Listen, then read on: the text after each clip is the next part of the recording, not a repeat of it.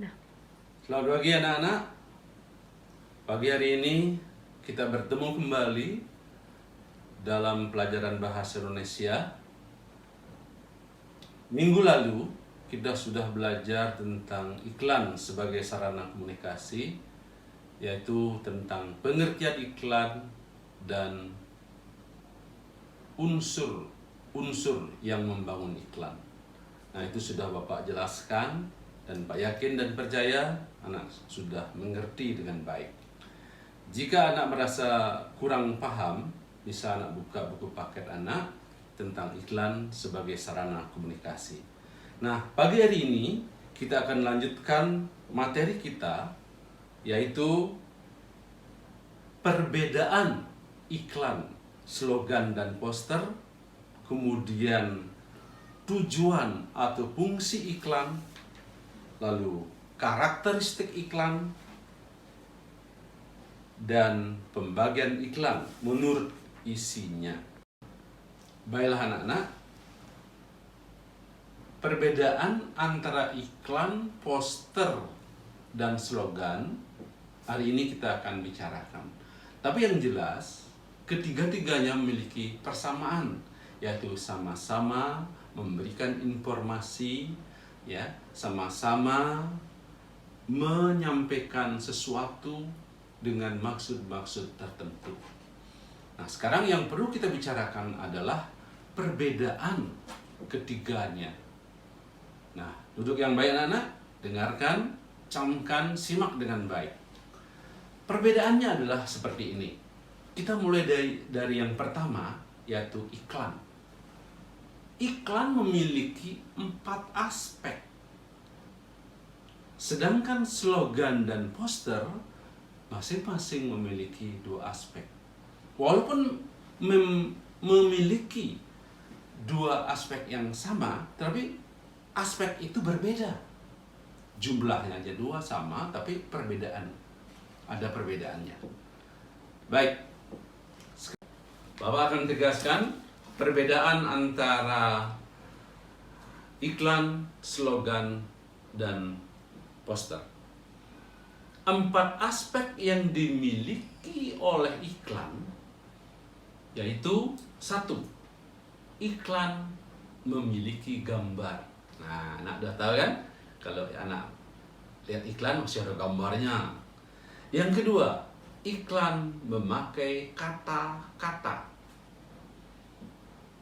Yang ketiga, iklan memakai gerak. Jadi ada gerak dalam iklan itu. Dan yang terakhir, iklan ada suara. Jadi 4 aspek. Sedangkan kalau slogan, dia memiliki 2 aspek saja, yaitu aspek kata-kata dan aspek suara. Sedangkan poster, 2 aspeknya adalah aspek gambar dan kata-kata. Ya, jadi yang paling komplit itu adalah iklan. Dia 4 aspek. Jadi perbedaan itu sudah jelas sekali. Ya, kalau iklan misalnya iklan tentang suatu produk, ada gambarnya, ada suaranya, ada kata-katanya, kemudian ada geraknya. Nah, kalau misalnya tentang slogan, slogan itu kan semacam semboyan hidup. Hidup hanya menunda kekalahan. Nah, seperti itu slogan. Slogannya Khairil Anwar itu. Jadi ada kata dan suara. Tapi kalau poster itu gambar yang utama. Ada gambar, bahkan kata sedikit sekali. Gambar inilah yang berbicara. Misalnya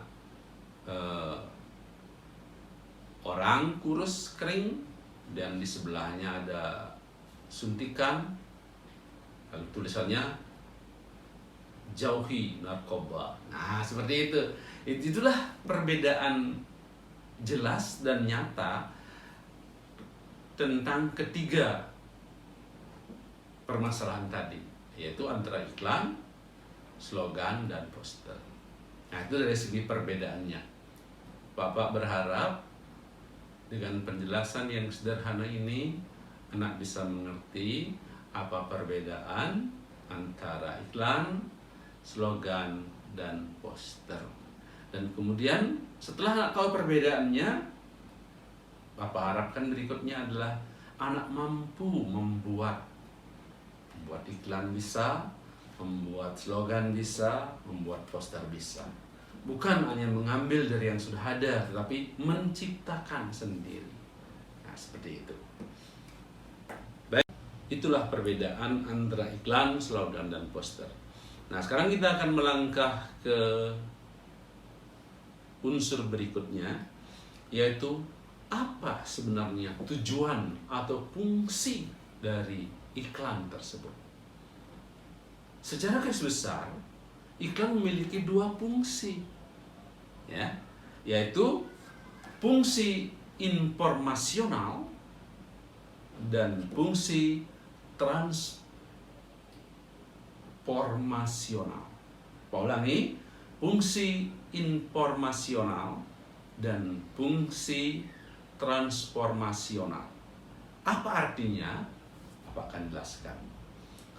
Informasional mengandung makna bahwa iklan itu memberikan informasi kepada kita tentang produk, tentang jasa, kelebihannya, keunggulannya, atau apa saja. Pokoknya dia beri informasi kepada kita. Itu pengertian informasional. Tetapi pengertian transformasional adalah dengan iklan bisa mengubah sikap hidup kita terhadap suatu barang. Bisa mengubah pencitraan kita terhadap suatu barang. Karena iklan tersebut. Awalnya kita negatif terhadap barang itu, tidak percaya dengan barang itu tentang misalnya obat, misalnya tentang manfaatnya sebagainya. Tapi setelah diberikan iklan, mulailah kita ada kepercayaan. Itu namanya transformasional. Nah, itu. Jadi itu tujuan atau fungsi dari iklan. Jelaskan anak-anak? Baik. Nah, setelah kita menjelaskan tentang tujuan dan fungsi dari iklan, ya, maka kita akan lanjutkan tentang karakteristik iklan. Karakteristik itu berarti ciri khas yang dimiliki oleh sebuah iklan. Iklan itu secara umum dibagi menjadi dua, anak-anak. Ada iklan media cetak. Ya, media cetak itu artinya media massa seperti koran, majalah, dan lain sebagainya. Walaupun hal itu sekarang sudah mulai agak ketinggalan. Kemudian ada iklan elektronik. Nah, yang tergolong iklan media cetak itu ada dua, yaitu ada namanya iklan baris dan iklan kolom. Nah, bagaimana ciri-ciri iklan baris? Iklan baris itu sangat sederhana, anak-anak. Iklan baris itu betul-betul merupakan kata-kata yang berbaris dan disingkat-singkat. Kenapa? Ya karena ini berkaitan dengan pembayaran. Satu kata dihitung sekian rupiah. Ya. Dan semuanya menggunakan huruf kapital. Misalnya dijual rumah, harga nego, hubungi 081 dan seterusnya. Nah, ini sederhana seperti itu. Itu termasuk iklan baris. Ya. Nah, selanjutnya ada namanya iklan kolom. Nah, iklan kolom itu seperti namanya. Dia ada dalam sebuah kolom. Jadi, dalam sebuah kolom itu dia dibentuk dalam kolom. Isinya mungkin ya sama aja sebenarnya tentang penawaran, ya, tentang jasa, pemberitahuan. Pokoknya dia dalam bentuk kolom, sederhana sekali. Nah, itulah tentang iklan media cetak. Lalu dalam iklan elektronik kita mengenal ada 3, ya, ada iklan radio, iklan televisi, iklan film. Nah, kalau radio ya sudah tidak perlu diragukan lagi. Dalam radio sebelum diputarkan lagu kesayangan anak-anak misalnya, pasti ada iklannya luar biasa banyaknya. Nah, itu iklan di radio. Jadi putar di radio seperti itu. Iklan selanjutnya adalah anak-anak iklan televisi. Artinya iklan yang diputar di televisi itu gampang sekali kan. Jadi misalnya anak nonton sinetron 2 menit, iklannya 5 menit, itu lama sekali kan. Jadi menunggu sinetronnya muncul, iklannya lama. Bahkan di sinetron itu kan anak-anak, sinetron itu langsung membawakan iklan. Jadi seolah-olah sinetron itu berdialog tentang iklan itu. Misalnya masalah kopi misalnya, tanpa ampas, ya enak, tidak ada di gigi, ada sebagainya. Itu seperti itu. Jadi itu iklan televisi. Nah kalau dalam iklan film ya, kalau kita walaupun sekarang perfilman kita lagi lesu, ya tapi dalam film-film itu sebelum film ditayangkan pasti ada iklan. Itu pengertian. Bisa juga pengertiannya adalah iklan itu seperti dalam sebuah cerita, kayak cerita yang misalnya adventure gitu misalnya, petualangan, ya seolah-olah luar biasa sekali dia di air dan sebagainya. Padahal ternyata ternyata iklan. Nah seperti itu. Nah itulah karakteristik iklan. Jadi ada iklan media cetak dan ada iklan elektronik. Kemudian menurut isinya iklan dibagi menjadi 3. Ada iklan pemberitahuan, ya, iklan pemberitahuan. Yang kedua ada iklan layanan masyarakat, dan yang terakhir iklan penawaran atau disebut juga dengan iklan niaga. Dalam iklan yang pertama yaitu pemberitahuan, ya ini agak serius sedikit. Misalnya tentang pemberitahuan, misalnya diberitahukan sejak tanggal 1 Agustus 2020 PT Angin Ribut sudah tidak beroperasi lagi. Segala yang berkaitan dengan PT Angin Ribut ini diharapkan sudah tidak ada lagi. Nah itu pemberitaan bahwa PT Angin Ribut ini bangkrut misalnya. Kemudian kalau iklan layanan masyarakat, ya ini berkaitan dengan pelayanan yang kita berikan pada masyarakat.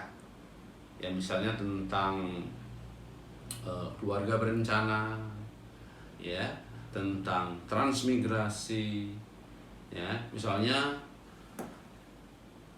2 anak cukup, laki perempuan sama saja. Nah itu iklan layanan masyarakat. Ya, peliharalah lingkungan Anda karena lingkungan yang memberi kehidupan pada Anda. Nah itu iklan layanan masyarakat. Jadi itu lebih condong kepada yang sifatnya moral, ya, atau semacam ajakan persuasif. Jadi itu iklan layanan masyarakat. Dan yang terakhir adalah iklan penawaran, ya, atau iklan niaga. Misalnya dibutuhkan segera sekretaris yang bisa berbahasa Inggris dengan syarat usia maksimal 30 tahun, berpenampilan menarik dan sebagainya. Itu iklan penawaran. Nah, jadi sebenarnya iklan-iklan, ya, yang ada di media cetak, media elektronik itu sebenarnya secara umum ada sesuatu yang ingin disampaikan. Nah, jadi hari ini kita sudah membahas banyak hal. Yang pertama adalah tentang perbedaan iklan, slogan dan poster. Kemudian yang kedua, tujuan atau fungsi iklan. Yang ketiga, karakteristik iklan. Dan yang terakhir, pembagian iklan menurut isinya. Nah itu materi yang Bapak sampaikan, dan itu sebenarnya bisa perdalam dalam buku paket, ya. Bapak hanya mengambil intisarinya saja. Mungkin lebih detailnya anak bisa baca dengan baik, ya, baca dengan seksama. Nanti dari hari Rabu sampai Sabtu kita bisa berdiskusi tentang materi ini. Nah, sebelum Bapak tutup, nanti Bapak akan berikan anak pertanyaan yang Bapak akan kirim melalui Classroom, ya, dan Pak harapkan anak menjawab dengan baik sesuai dengan ketentuan-ketentuan yang Bapak sampaikan nanti. Baiklah anak-anak, demikian tadi kita bicara tentang iklan sebagai sarana komunikasi dengan berbagai aspeknya.